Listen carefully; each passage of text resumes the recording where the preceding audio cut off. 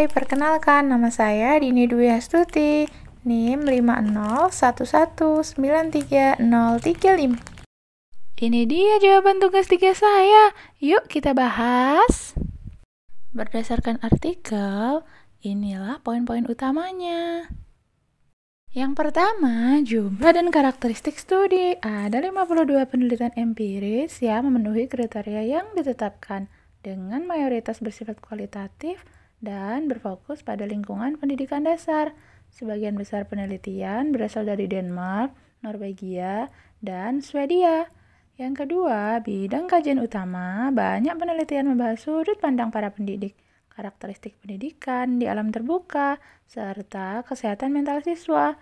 Namun, terdapat lebih sedikit penelitian yang menyelidiki metode pengajaran dan pembelajaran di luar kelas, manfaat sumber daya digital, dan pembelajaran berkelanjutan yang dilakukan di luar ruangan.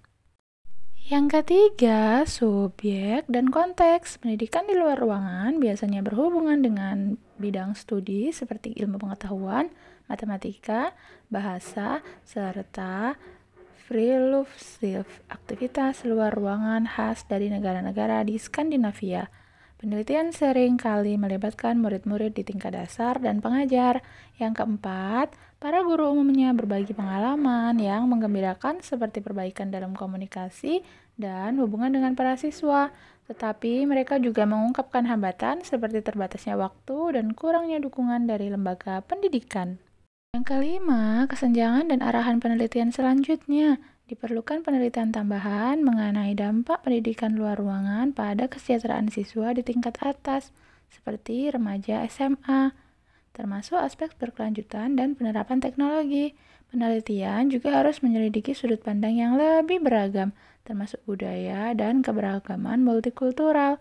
Yang keenam, meskipun diakui sebagai elemen dari tradisi Nordik, riset mengenai pendidikan luar ruangan di negara-negara tersebut sering kali kurang terlihat dalam kajian literatur global.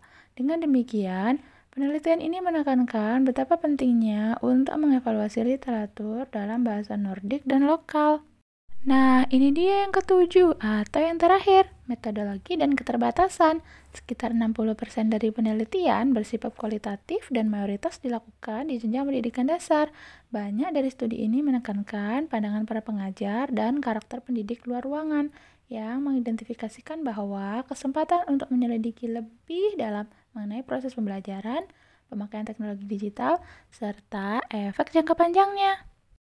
Selanjutnya, yuk kita bahas jawaban nomor 2. Dalam tulisan atau artikel ini, pendidikan luar ruangan dibahas merujuk dalam pembelajaran yang berlangsung di luar ruangan kelas, seperti kebun sekolah, taman, hutan, dan area terbuka lainnya yang secara langsung dipandu oleh pendidik. Penerapan pendidikan luar ruangan ini menekankan bahwa belajar di luar dapat memperkuat hubungan siswa dengan alam, meningkatkan kesejahteraan, serta memperdalam pemahaman mereka terhadap pelajaran tertentu seperti sains dan matematika. Di Indonesia, gagasan pembelajaran di luar ruangan telah mulai diterapkan di sejumlah sekolah, meskipun pelaksanaannya belum merata dan masih menghadapi berbagai kendala, termasuk minimnya infrastruktur dan pelatihan bagi guru. Contoh pelaksanaan pendidikan luar ruangan di Indonesia. Yang pertama, aktivitas pembelajaran di taman sekolah atau kebun sekolah. Banyak institusi pendidikan dasar dan menengah menyediakan taman atau kebun sebagai bagian dari silabus untuk memperdalam pemahaman mengenai tanaman, ekosistem, dan lingkungan secara langsung di alam terbuka. Yang kedua, program ekstrakurikuler dan edukasi di ruang terbuka. Beberapa sekolah menyelenggarakan kegiatan seperti perkemahan, belajar di alam, serta eksplorasi di hutan atau taman nasional yang bertujuan untuk meningkatkan dan memperkuat hubungan siswa dengan alam dan melakukan pembelajaran secara langsung. Selanjutnya, contoh dari kegiatan ini adalah program SRA atau Sekolah Ramah Anak yang mengkombinasikan pembelajaran di luar ruangan, mencakup taman kota serta ruang terbuka hijau dan program Limas Hutan di sekolah-sekolah dasar di wilayah tertentu yang mendorong siswa untuk memahami biologi dan lingkungan serta langsung dengan habitat aslinya.